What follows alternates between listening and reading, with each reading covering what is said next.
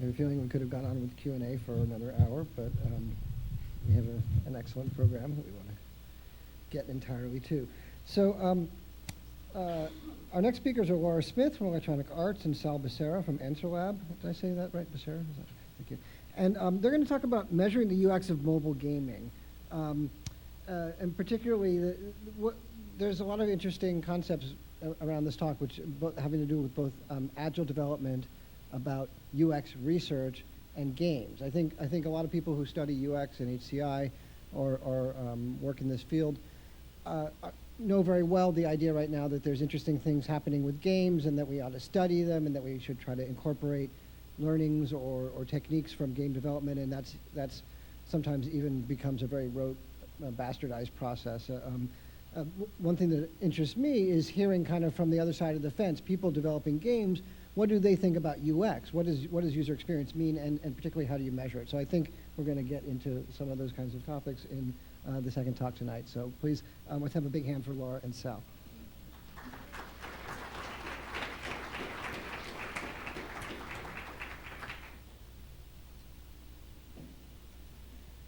Okay, we'll just get set up.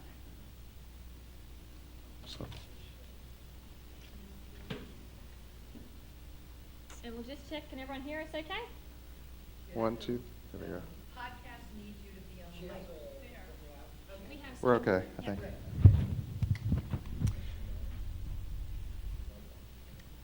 Can you hear me now? Yes. There we Okay, go. great. All right. So once this boots up here, we're going to start with a little bit of background. And while that's doing that, I'm Sal Becerra, Director of Research from AnswerLab. Thanks for the introduction. What we did was partner up with Electronic Arts, and we have a case study here today to talk to you a little bit about a couple things. One, why gaming is important and how big it is in the world. 2, a case study on how playability and usability are different worlds.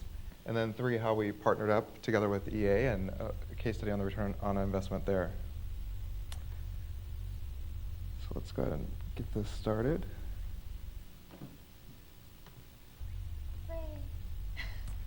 All right. So now we got the pretty pictures here. So like I mentioned, I work at AnswerLab, and we provide research and consulting for a variety of clients. Some of the projects I've worked on from A to Z, Amazon to Zynga, throughout the development process. One thing that is interesting about all these clients is that they really value the research and user insights that we can provide, and they incorporate these into their product development cycles. Prior to this, I started and led the research over at LinkedIn, just down the street, and do both qualitative and quantitative research for a variety of different projects. Hi, my name's Laura Smith. I'm a User Experience Director with Pogo at Electronic Arts, and these are some of the games I've worked on. And I primarily work in the social, casual, and mobile spaces. And it's a really exciting time in our industry right now because usage is just exploding. At EA, we're really proud of a game on Facebook at the moment we've recently launched called The Sims Social. In the last month, we've had 66 million unique players log in to play the game.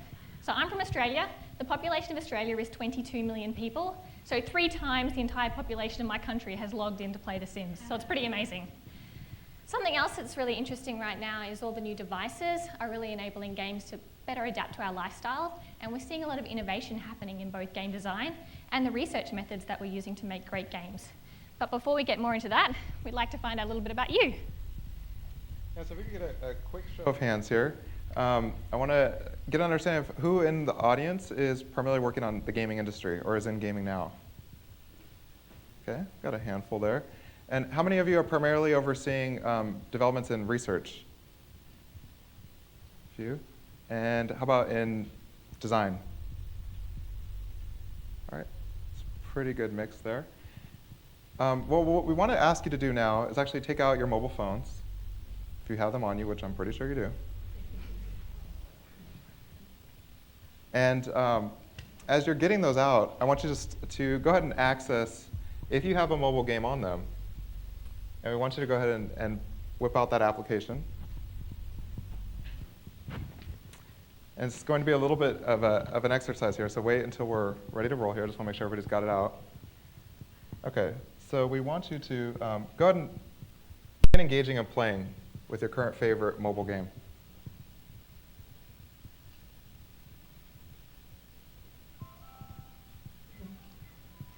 Sound is allowed.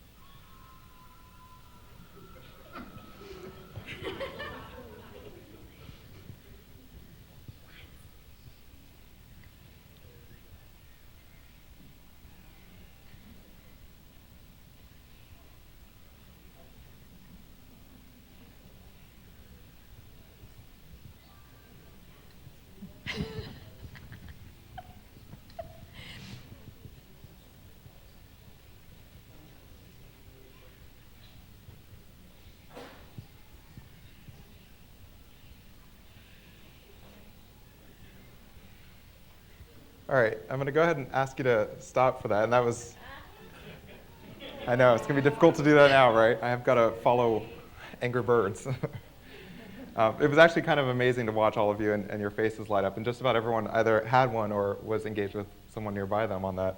We're going to follow back to what we just did in a little bit. Like I mentioned, a little bit of background on what we'll do today is we'll talk a little bit about how games are proliferating in our lives day to day. And then we'll go through some of the case studies and how user research and usability and playability mesh together. So it's big. This number is huge. Every week, 3 billion hours playing games. To give you a sense of the size and the magnitude of gaming. And just a few decades ago, when you thought of games, this is kind of what came to mind, right? You've got clunky consoles. The idea of social in gaming meant physically you would leave to go to a friend's house who had it, or they would come to yours and you have another controller there. Or maybe there was an arcade center, and again, physically, you could all huddle around these big clunky machines, and maybe up to the more modern ones up to 4. And there was a certain persona that came to mind. Master of demons, slayer of hordes, and lord of not now, mom, I'm busy. But then over time, the world has rapidly become digital. It's been connecting us in ways that probably weren't seen that many decades ago. The way we communicate, the way we interact, especially within not just on an individual level, but in a social level. And the mobile devices that we all have on us today have massively more computing power than those whole arcade systems before, and we've all become much more connected. This is a graph from Facebook that I'm sure many of you are familiar with, but just showing how connected the world is today. And so what does all this mean as the world has become much more digital? Well, the traditional gaming consoles have really grown up. They've taken advantage of these platforms, and they've connected us. And the games have also moved onto these different platforms. The games have moved onto the web. No longer do you need to physically go anywhere to engage and be socially engaged with the games, and also on the mobile devices. But you don't have to go to the games anymore because they're actually coming to you. So I was trying to be the not creepy ethnographer on Muni and taking pictures of folks who are on their mobile devices on the way to present. So you can see just as you look around you, people on their mobiles casually browsing, killing time, and quite into the games here. They're coming to you in places not typically expected. This is waiting in front of the Muni in San Francisco. This is a Yahoo-sponsored campaign that provided little gaming elements while you're waiting for your train. A couple location-based games that are quite popular here, whether Foursquare or Gowalla. And also, not just location-based, but activity-based. So if you want to gather around a common interest, such as, in this case, television shows or food spotting here. But there are also powerful and gaming elements within can be very influential. So here you see how a Nike app is starting to take advantage of some of these gaming elements to transform you and motivate you in ways beyond what you would traditionally think of from gaming. And so whether it's from a lifestyle change like that, or in this case, Weight Loss Wars, which pairs up teams and individuals to set and achieve new goals in their health and lifestyle. And also from EA Active here, I'm engaging with a lot of game elements. And even in places where you don't traditionally think of gaming outside of EA, from LinkedIn. There are gaming elements here within progress of filling out a profile.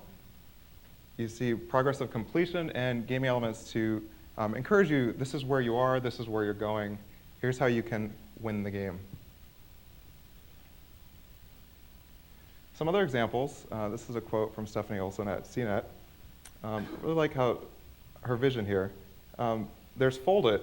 This is an online game that has involved crowdsourcing, and from a variety of gamers, they've come to do what supercomputers haven't been able to do, which is get 3 dimensions of different proteins.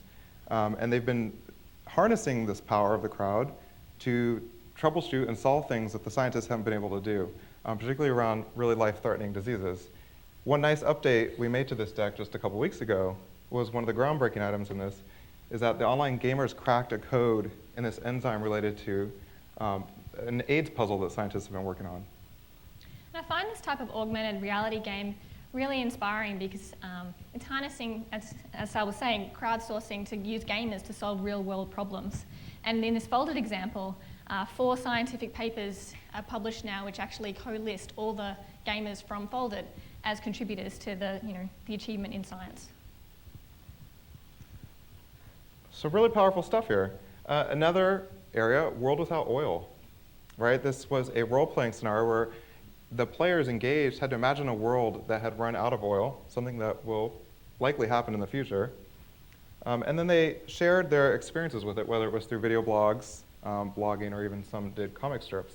Now what was interesting was within just a month of this sort of experiment, over 1,500 different solutions to day-to-day problems were created and solved with these gamers involved. Just thinking through, well, how can I troubleshoot this? If I didn't have oil today, what would happen? So hopefully that gives you the stage of where games are and just how powerful they've become and how involved they are in our lives. So you see they're impacting industries beyond what you would think of in gaming. They're influencing a lot of human behavior. And so we want to take you now into how we don't really use games, right? We play with them. There's a very important distinction there. Now, the builds might be weird on this because we just put PowerPoint into Keynote. So we'll see if this works. But basically, when you think of usability, you think of user research, and you don't really think of playability. And the most usable game would actually be the most boring. Let's see how this works. It might work.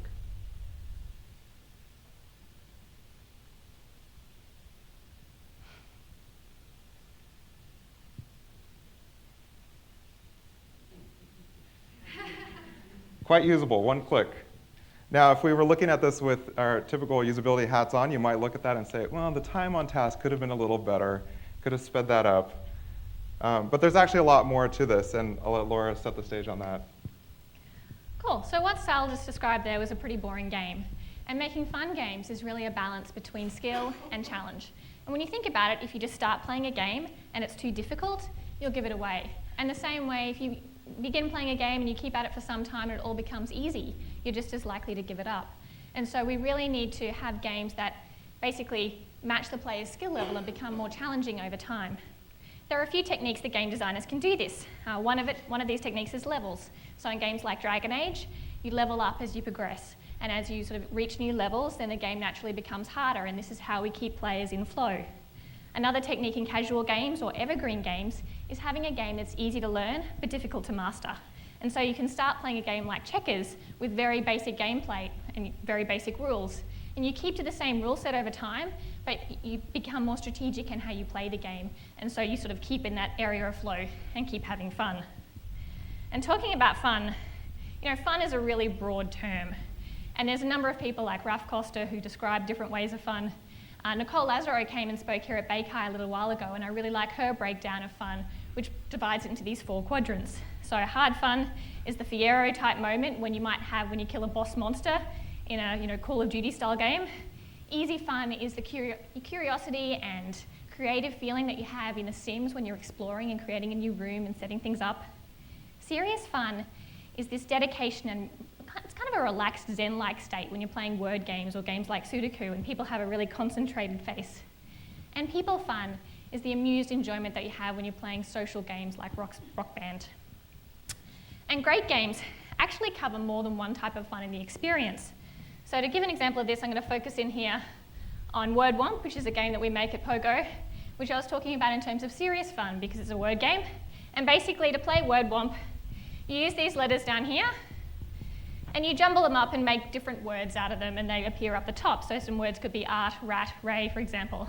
And I'm going to give everyone here a bit of a challenge, because the way you get the most points in Word Womp is use all 6 letters and spell out a word with these 6 letters of R, T, S, Y, A, A. So can anyone tell me a word that uses all those letters? Astray.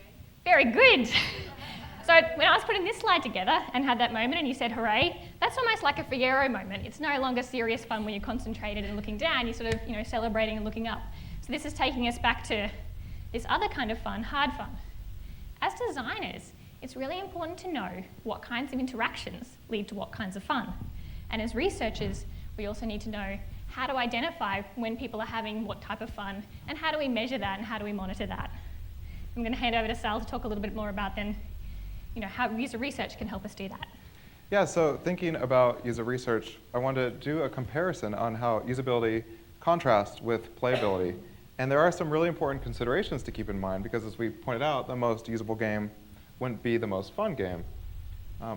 In gaming, you need a challenge. You need something that you're mastering, that you're overcoming, something that's going to make you feel like you're becoming a master of this element. That's going to give you this challenge that you wouldn't typically want in a usability session.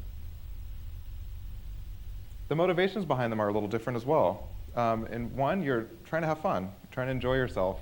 In another, typically usability is much more task-driven. Can I pay my bill? Can I complete this checkout? In playability, there's hidden or elements that aren't quickly discovered can actually surprise and delight users. There's a sense of, wow, what is that? I haven't seen this before. I found the bonus level. In a typical usability session, you probably wouldn't want to hide the checkout button. The business drivers also have a little bit of a difference there in terms of one being much more about efficiency, especially if you're within commerce, and the other being more about stickiness and engagement and playability and fun. So there were some contrasts here on how the two are different, particularly around the challenges and surprising elements. What are the motivations behind them? But there's also a lot of similarities that we've seen in creating frameworks for how you're going to measure a good game, similar to a good digital product, whether it's a website or a mobile app. So some of the similarities are that the objectives and the rules and the messaging on the site need to be really clear and concise, using user-centric terms. Contextual help is key. Whether you're lost in a site or you're lost in a game, there's a point where the frustration gets overwhelming and you lose the moment. Either you're going to leave the site or you're just going to give up on the game. Showcasing progress, making people feel like they're a master, even outside of a game, but also within a website and application, is also helpful and conducive to getting users to feel like, okay, I've invested this, I'm making progress, I still have more to go.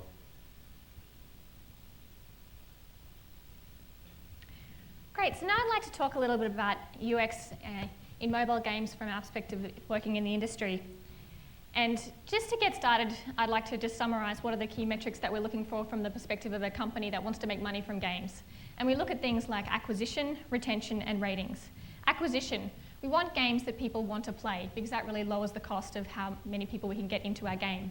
In terms of retention, we want games that people play again and again. And with mobile, this is increasingly important as we are in a freemium model, and so we monetize through ads. So we really need people to come back to our game time and time again if it's going to be profitable. And finally, the people love it, and we look to ratings like the number of stars in iTunes. For hardcore games, we look at Metacritic scores, and we also can do some kind of self-reported metrics, such as surveying players. And obviously, if people love your game, the first two of acquisition and retention become a whole lot easier.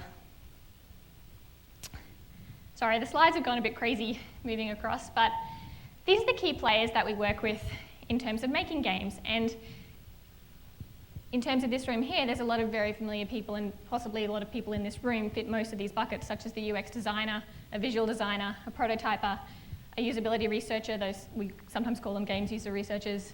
The person who's very specific to our industry is the game designer, and this is the person who's really responsible for the fun.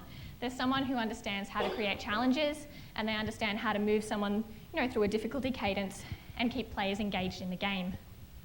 What's really important is that all the members of the team collaborate and work well together, and that research can feed into design and vice versa. A specific case study we wanted to share with you is when we placed Pogo games on the iPhone, and this was back in December last year. And I'm really excited to talk about this because it was a lot of firsts for us and my team. It was the first time we'd built a mobile product, just my team specifically, not EA though. It was the first time we'd worked in an agile environment. It was also the first time many people on the team had worked together. And I'm very happy to say it was the first time I'd worked with Sal and that we'd worked with AnswerLab. But luckily, despite all these firsts, we had a really clear business objective from our exec team. That was when we launched, we had to reach the #1 download in the App Store. So we had some great vision to strive for. And I'll just give you a bit more details about the app itself. So it's a collection of mini games. And these are games that are adapted from our website, pogo.com, and they're classic games like Solitaire, Pop It, Word Womp that we've shown before. And so we also had some interesting challenges about taking games that people know and love from the web and translating those into a mobile environment and trying to take advantage of the different screen size, accelerometer, and different play styles. And through the experience, these are some of the UX best practices that work for us. And I'm really happy to say that when we launched the app in December that we did reach our #1 position for free app downloads. So I think this was really important, and it's definitely preaching to the choir, saying these are good ideas and good practices, but they really rang true for us, and I'm going to go into them in some more detail. And the first one, put the player experience first. And I love this picture because it always reminds me that someone having fun isn't always smiling. In our project, it was actually quite difficult to put the player experience first because we had different teams in different locations working on all different parts of the game. So the team creating the shell, which was the screen that launched the games, and also the screen at the very end of the game that told you your score, was in one location, and the team making the games themselves was somewhere completely different. And we were brought in and asked to initially do some design and testing around the beginning and the end, but not the middle. And so we had to really negotiate and bring teams together and say, you just can't test the experience that disparately. It has to be from start to finish, and showing the players everything they'll experience. And we had to do some interesting things around creating low fidelity prototypes to sort of stitch together experiences that might not be built yet. And it was really worthwhile because when we first brought players together, we instantly identified issues in consistency and how the teams needed to collaborate more closely. The next one is don't wait for an invitation. And this is a game designer, and I love this quote from Jesse Schnell: having people hate your work is the most uncomfortable part of being a game designer. When creating other products or doing some kind of user research on an Amazon checkout flow, the flow itself isn't the product, the thing you're buying is. But in a game, if people hate the experience, it's the actual be-all of end-all. People aren't going to play the game. And so game designers are very passionate about their work, and it's very alarming if people start playing their game and they're not having a good time. One of the things that we do to help work through this, particularly in an agile environment, is it's really coaching people in how to take testing results and holding their hand through the experience. And most importantly, when game designers say, hey, actually we need to push that out by 2 weeks, we say, no, we're still going to run the test on this date, but we'll test again in 2 weeks' time, and trying to help them understand it's an iterative process. In terms of coaching people, it's coaching the game designers and also any other observers that will be in the room. Something I see time and time again from playtesting is at the end of the session, players will always say, hey, that game was fantastic, but you really just need 10 pages of instructions before I get started. That doesn't actually mean we need to build in 10 pages of instructions into our game. It's a natural side effect of performance anxiety. But we often have, if an executive swoops into the back room and watches just for that moment, they might walk away saying, this is really what we need to do in the game. And so everyone who comes along really needs to understand it's what the takeaways from observing people interact with the product, not from taking verbatim quotes from people experiencing it. The last thing in games with recommendations is working really closely with the game designer to make sure we just don't design all the nuance and fun out of the game entirely. If we simplify everything down, it's no longer a fun game. And so researchers need to present, here are trade-offs, here are areas where people are having problems, and then have a collaborative discussion about how can we create recommendations to address this. It's not that we have to fix every single bug or we have to, encounter every hurdle so everyone can do absolutely everything. It's understanding that people are moving through the way that we plan them to go through that cadence of difficulty.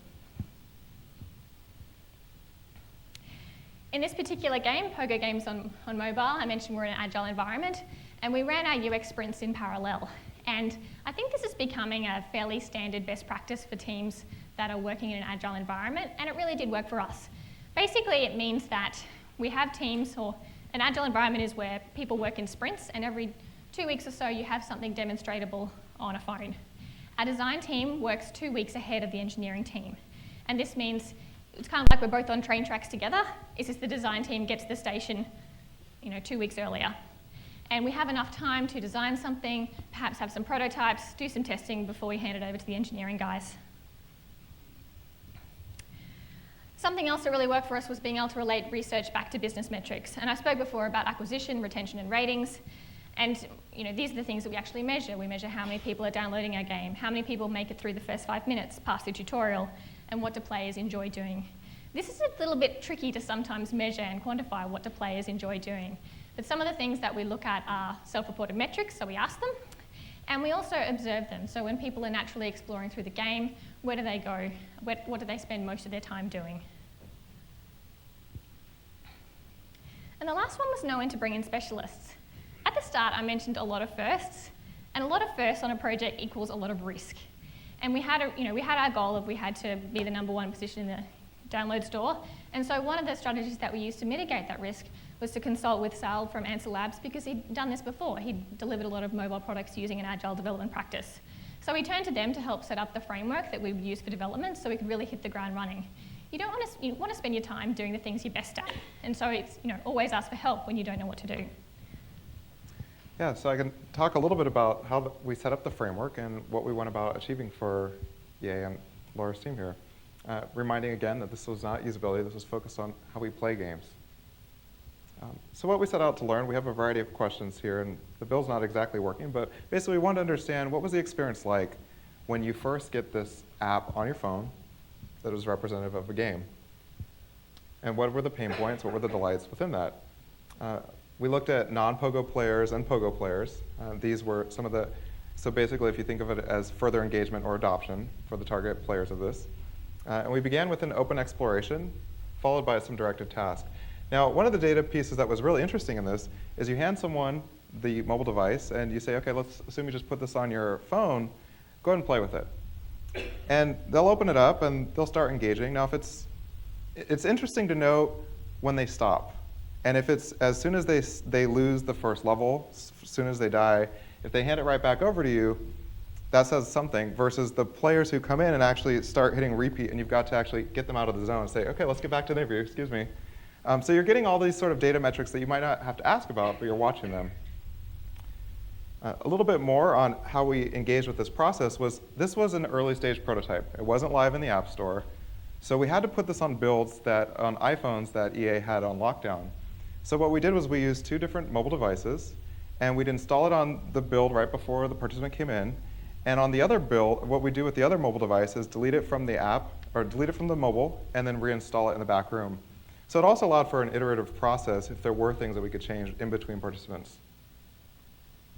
And what you see here is an actual screenshot where we were showing not only what their behavioral components were like on the mobile device, but also their face. So we wanted to show an example of a higher fidelity. What you can see here is allowing your teams to communicate. This basically can be transmitted anywhere that people have online access. Seeing what's on the mobile device, seeing the behavioral components, whether they're tapping or swiping, and also seeing their faces for those delight or pain points throughout the experience. One of the nice things about the dual displays here is that sometimes glare or different lighting elements can get in the way.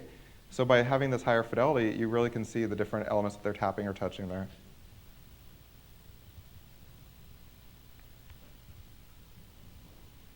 As Laura alluded to, there are a variety of different ways you can go about getting the metrics. You can ask them, and such as how likely are you to recommend this? How easy or difficult was it to understand this? How do you feel, how about becoming an expert? Can you rate yourself on that? So you can get these self-reported metrics, which are interesting on one level, but then there's the other side, which I find actually just as, if not more interesting, but actually just watching them. And these are some of the key metrics by which we assessed the games here. By watching them, whether, yeah, they think they understood the rules, but is it actually clear on what they were doing? Could they find the key elements that they needed to actually engage and interact with the game? Did they understand the rules and the system that was set up? Could they find secret bonus levels, secret delight factors? And then when in doubt or when in pain, could they find the help? And then once they got to help, could they comprehend it? Could they digest it? As you mentioned earlier, Laura said sometimes they ask for 10 pages of help. Well, that's not really what they need. They need help that's going to be concise and clear and in user-centric terms.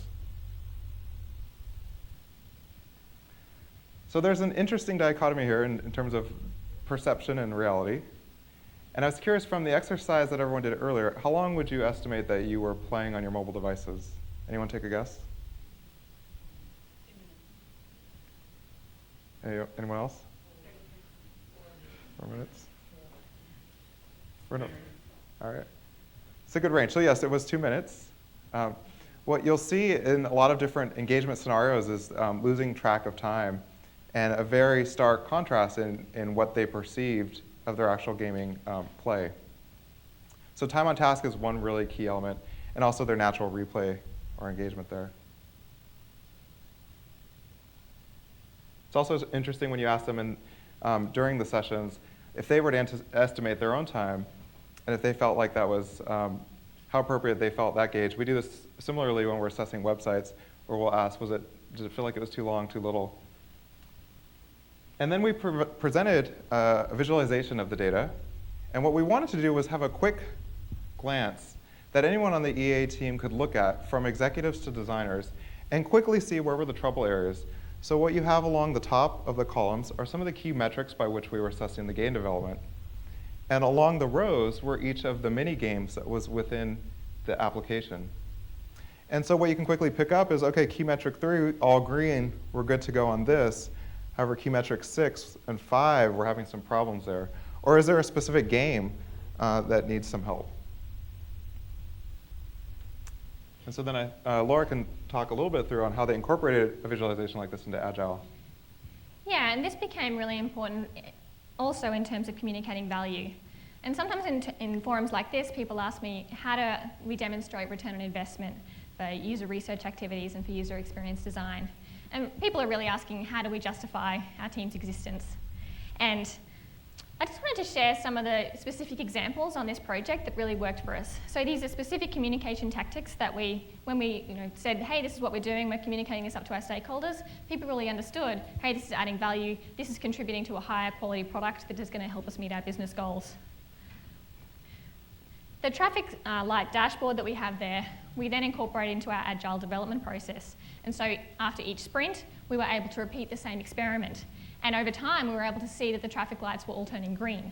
This also helped us focus our development activities on areas which had the most problems. So we could easily see, hey, there's lots of red dots here. We need to do something about this specific feature or this area. Something else that was really great about doing this iteratively is that we were able to get a large enough sample size to then draw some quantitative results from the audience that we had work through the development process with us. Another area that the business found really easy to understand how we're adding value is when we iterated on design before we handed it to the engineering team. So in our particular environment, engineers cost the most money. And so if we can make improvements before we give it to engineering, it's pretty easy to see the numbers and how that's working out as a positive benefit. In this example, we would have our designers create different scenarios. We would then upload static wireframes using Dropbox to a mobile device. We'd run down to the local cafe, and we just grab some people and have them work through it to see if it makes sense to the common man. By doing this, we then mean when we hand something into engineering, it's a more polished experience. We already have some initial feedback on it.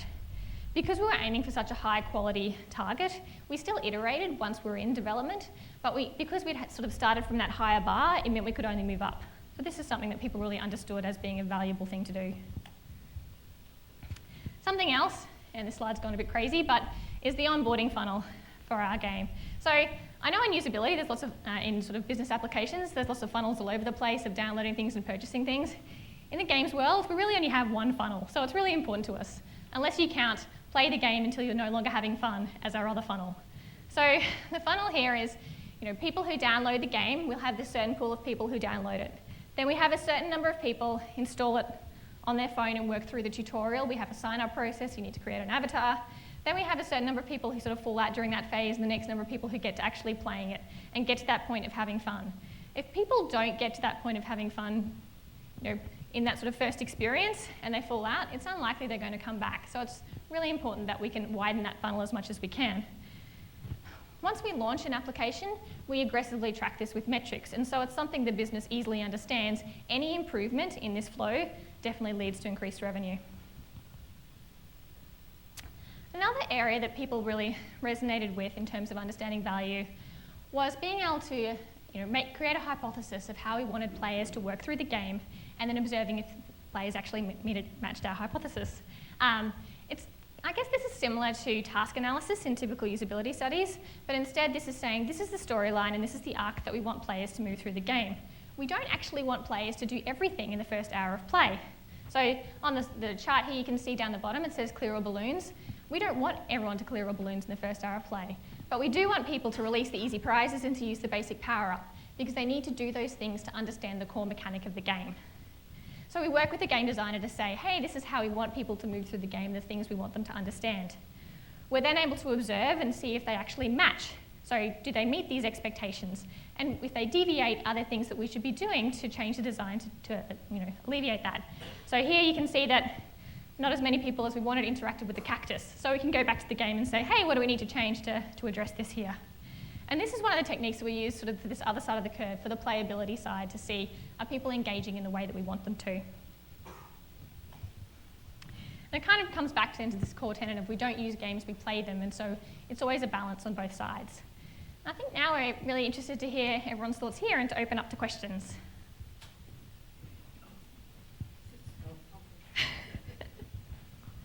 Thanks, Nancy. And you're both, we can both do it this time. You'll do it, okay.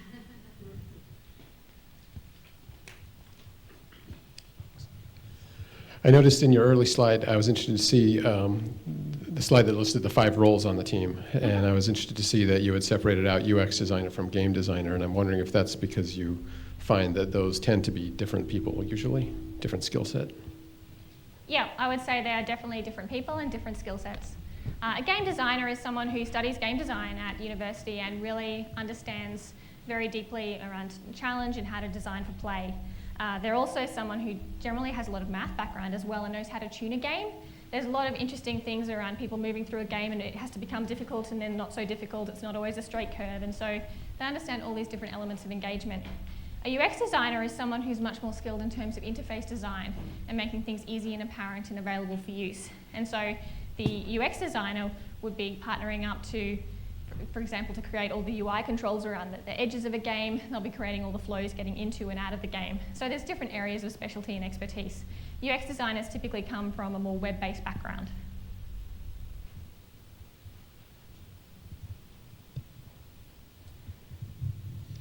It seemed like all the metrics you were collecting were kind of for a monolithic single user, and players come in a variety of shapes, from the expert to the casual. And did you try to separate that out, or a game just has to either work or not work regardless of who's playing it? No, that's really, really important. And in the specific example that we were talking about as well, I guess we had the advantage that these 5 games have been live on our website for quite some time. And so the general core mechanic of the games were already proven. So we knew in some terms that an expert player would be able to come in and interact and play with the game. But we were really interested in these more first-time experiences and how things were different on the iPhone. And so we much more focused on first-time play. And when we brought people in, we were always bringing in new players or players with experience from the web side of things. When we're developing other types of games, we will bring in more expert players, or we will arrange, for example, people who've played similar games to get different kinds of metrics. Something you mentioned there about different types of players is also really important. Bartlett has a really interesting breakdown of players where he talks about different people like doing different things. And I think the most research has been done in areas of massively multiplayer online games, but there are some players who like to explore a universe. There are other players who are achievers who like to kill all their, to kill and achieve and get badges. There are other players who are griefers who like to kill people and create havoc and are generally nasty people. And so in a game as well, you might be certain types of players that play your games. We know on Pogo, because we already have data from our existing group, what types of people like to play our games. People who generally like hardcore games like Dragon Age may not be quite as excited by our version of online solitaire. Gamification, please discuss. I think we could open the floor to this audience to start that conversation. Yeah, we see it proliferating around, I can speak from a consulting perspective, all sorts of clients beginning to try to gamify, if you will. But I think a lot of them are trying to hit a one-size-fits-all and just throwing out game elements without thinking through more details of the game mechanics and what makes a game engaging. It's more than just badges. There's a level of mastery. That's what I've seen on my radar. And I'd agree with that, and I think it comes back to, as a designer, we want to understand what kind of reaction and what kind of fun we want from implementing a game mechanic. So a lot of people just seem to be blanketly copying random stuff, left, right, and center, whereas there are some people like Waze who are doing it very intelligently, where they're saying, hey, this is the type of interaction and the type of fun experience that we'd want. What type of game mechanics lead to that experience? So the inverse of the one-size-fits-all question, especially now that we have accelerometer devices and things like that is a specialized game for physical therapy. Have you been approached by people in the rehab community to think about physically motivated games? I haven't specifically, but something that I find very interesting and very exciting, and I was reading an article published by PopCap recently that explored in India that they're actually using games as pain relief because it's been shown it's distracting from pain, and that's something very successful there. In terms of working with specific audiences who are mobility challenged, we haven't specifically focused our iPhone games, or we haven't been building things specifically out for those audiences, but I can say on Pogo.com, our average player is 60. And so we know we do have a lot of players in our audience who are disabled and coming together as a connected group and using our games. And anecdotally, we can say things like untimed games are more important for that particular group of people, games that don't require fine control, and there are other things as well. I was kind of curious how much you actually instrument your apps and like what types of things you can correlate back to the experience in the labs. Ever since the iPhone 4 came out, I've always been waiting for the moment where they say, yeah, we captured with visual recognition that the person smiled while they were on level 5 6 months after playing this game. What types of things can you actually pull off? I'm trying to think, I'm not sure if I'm allowed to say all the metrics that we catch and gather. But it's basically two sides of it. So there's a lot of information that we capture, and the stuff we shared here was really pre-release. And from that side of things, we're really looking for qualitative data mostly. We're looking for low-cost things and things we can turn around quickly in an agile environment. Once we launch, it becomes much more analytics-based. And then we capture a lot more behavioural data as people work through the apps. I can say fairly certainly, I don't know if anyone smiled on level 5. And in our types of games, particularly casual games and short play games, we don't count smiles. We don't do electromagnetic tracking of blood pulse and that type of thing. It's much more just about the general experience and really trying to optimize for everyone.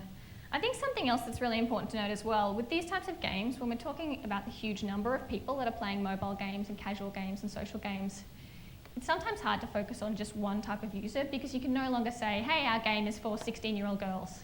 Because when you've got, like on The Sims, 66 million people playing it, your game's for everyone. I'm curious how you go out and explore unmet needs in the marketplace in the area of games, and I guess, Sal, I'm going to put you on the spot. How are you using your skills in user research to do more strategic research to identify those unmet needs? Oh, that's a great question. A lot of it has been more in the field, and it's unmet needs related more to a business. I can't speak too much in detail, but one of our major clients is trying to not be constrained by the current platforms available. So we're identifying some of the users' unmet needs as well as the businesses' unmet needs by actually going into the field and seeing how they're engaging on these different platforms today and identifying how they need to shift to become more independent of the platform. So it does relate more to being in the field. That's where I've seen it.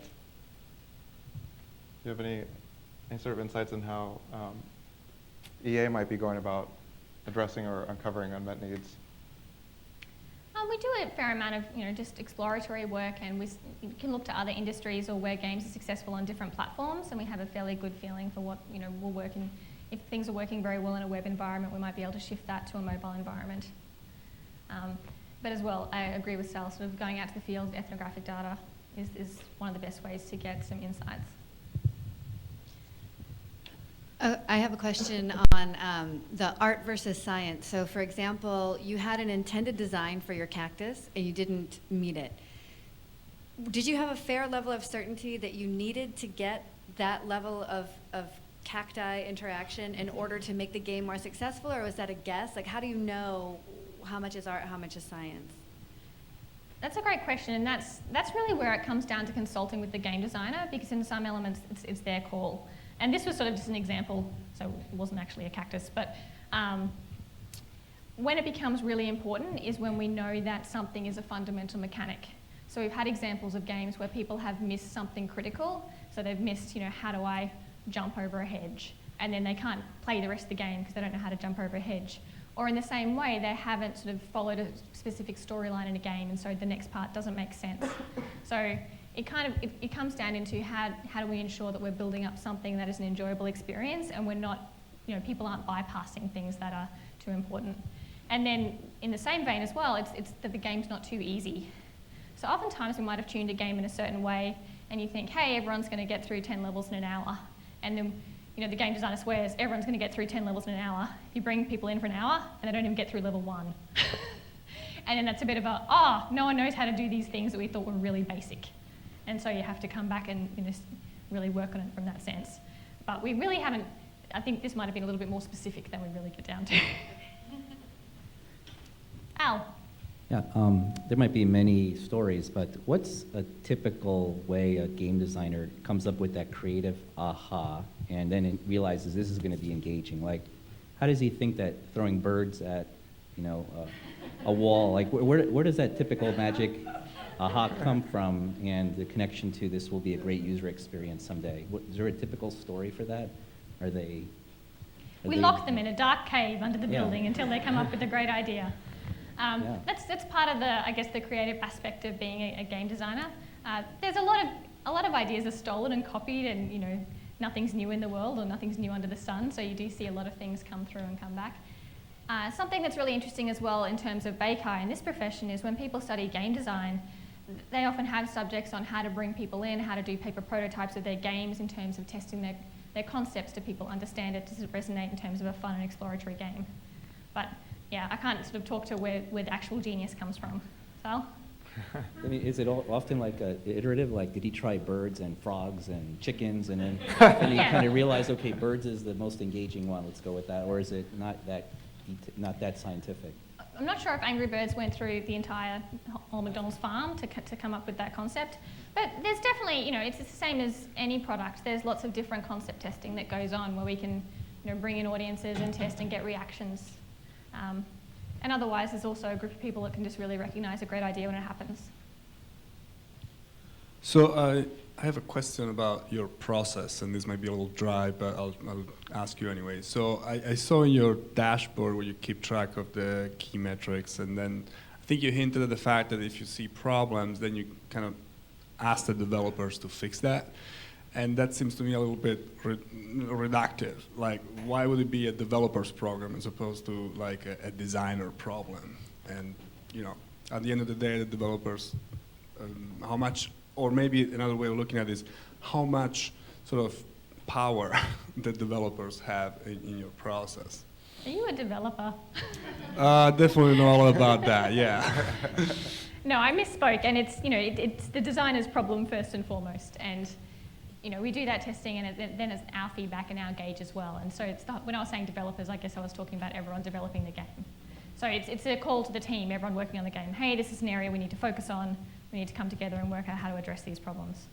But it still is important to collaborate with developers because they can often come up with innovative solutions to things. I love the topic. Awesome stuff.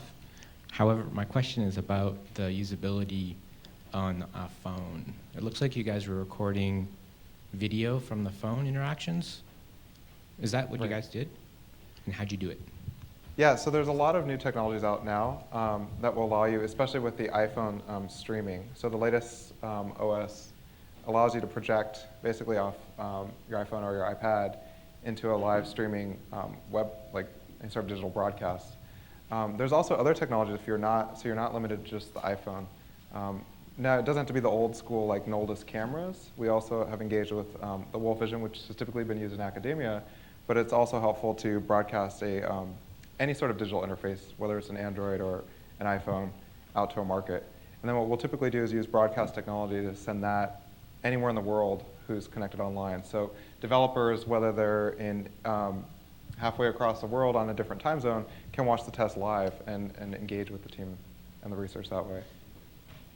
I think this is also a good opportunity. I'm just going to call out Joe in the back there. Do you want to put your hand up? And Joe does a lot of mobile research for us at EA. And do you just want to talk about what technically works best for you in terms of running mobile games testing?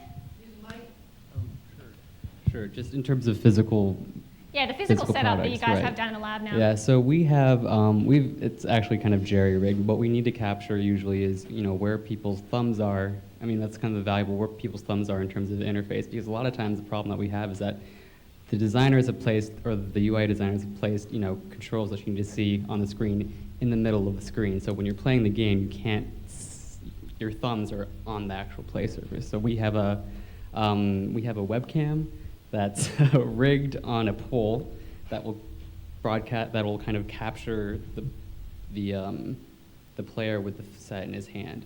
And the reason why we don't have like any kind of mechanism to kind of fix to the phone, like a camera fix to the phone, we try to kind of make sure they're playing in the most natural position that they can. So we're not forcing them to put it on the surface and tap with it, but they're actually having it in their hand in the most natural way. And then we have a webcam connected to a computer that's monitoring the feed. And then that feed is also can be shared to anyone in the EA network. So teams that are remote, either if they're in Sweden or something like that, they can also view the test going on at the same time. Is there anything that I missed? No, that's good. Okay. Thanks, Joe. Mm-hmm.